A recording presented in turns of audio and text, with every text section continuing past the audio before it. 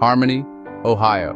The name said it all, a place where life moved slow, everyone knew your name, and doors were left unlocked. The biggest news was the high school football score or who won the pie contest. It was a simple, safe life, wrapped in trust and routine. The world's dangers felt far away. Children rode bikes until the streetlights flickered on. Neighbors gathered for summer barbecues.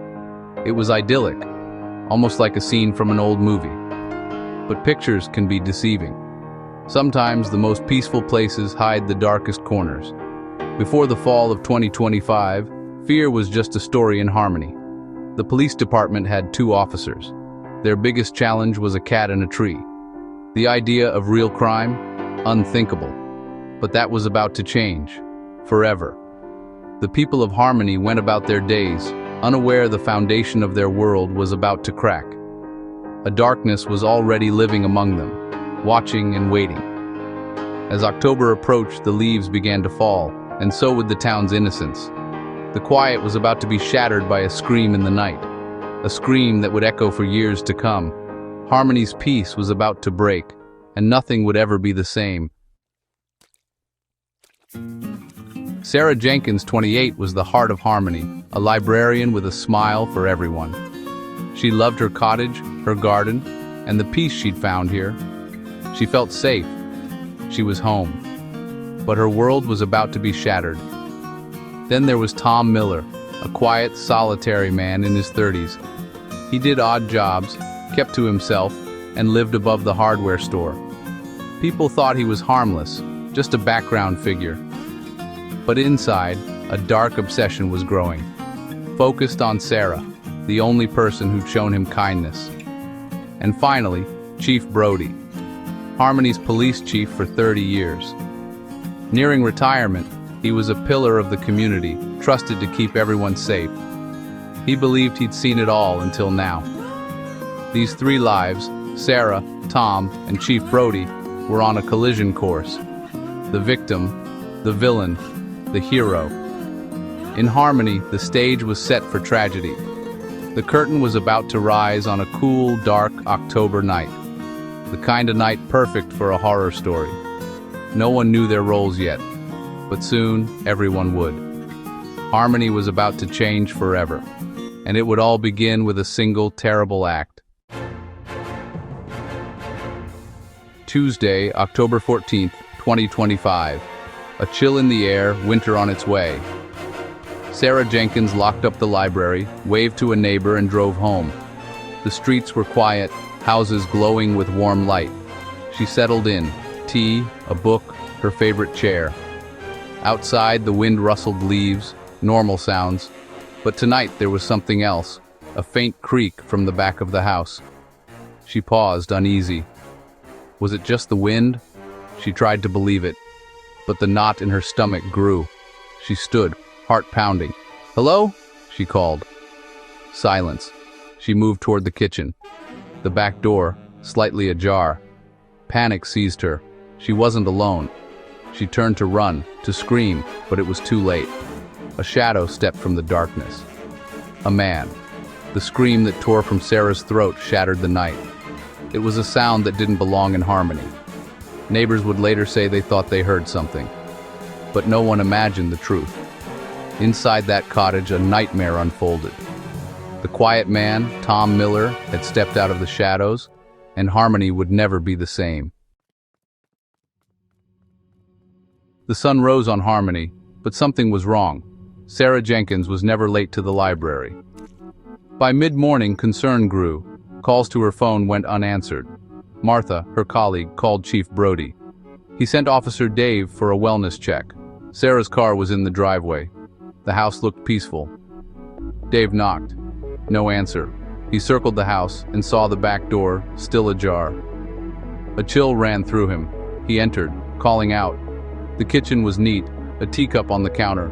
But in the living room, an overturned chair, scattered pages, and something on the floor that would haunt him forever. He backed out, shaking, and called for help. News spread fast. First whispers, then panic. Yellow tape went up. State police arrived. Harmony's innocence was gone. Doors were locked. Neighbors eyed each other with suspicion. Fear, once foreign, was now everywhere. The sun shone, but a dark cloud hung over the town. Harmony would never feel safe again. Silence settled over Harmony. Laughter and greetings vanished, replaced by suspicion and fear. Every shadow seemed dangerous, every neighbor a possible threat. The monster wasn't a stranger, it was one of them. Chief Brody felt the weight of failure. He'd known Sarah, and now he couldn't protect his town. The investigation dragged on, interviews, evidence, but few answers. No forced entry except the back door. The killer had been careful. Weeks passed. The case grew cold, but fear remained. Halloween was canceled. Parents guarded their children. Then a break. A neighbor remembered seeing a man that night. The quiet man who did odd jobs. The one above the hardware store. It wasn't much, but it was something. The investigation had a new direction, a name for the shadow, Tom Miller. The town's fear sharpened into suspicion. The hunt was on. Harmony's peace was shattered, but hope flickered. Maybe justice was possible. Maybe the darkness could be named. Chief Brody and detectives focused on Tom Miller. He was a ghost. No family, no friends, a minor record for peeping. His landlord called him strange, always watching. They brought him in for questioning. He denied everything, claimed he was home all night. But his eyes darted, never meeting theirs. They searched his apartment and found a shoebox. Inside, photos of Sarah, taken from afar, and a single silver earring. Sarah's mother had mentioned a missing earring. The final piece, DNA from under Sarah's fingernails. They got a warrant, took Tom's DNA. It matched. The evidence was overwhelming. Confronted, Tom's calm cracked. He confessed. The watching, the obsession, the night he broke in, the night he took her life. The quiet man was a monster all along. Harmony's nightmare had a name. The town could finally breathe, but the scars would remain. Justice was served, but peace was lost. The hunter had become the hunted, and Harmony would never forget. The darkness had been inside all along. Now it was exposed. Tom Miller's trial was swift. His confession and the evidence left no doubt. He was sentenced to life in prison. The monster was caged, but Harmony's wounds ran deep. Chief Brody retired soon after.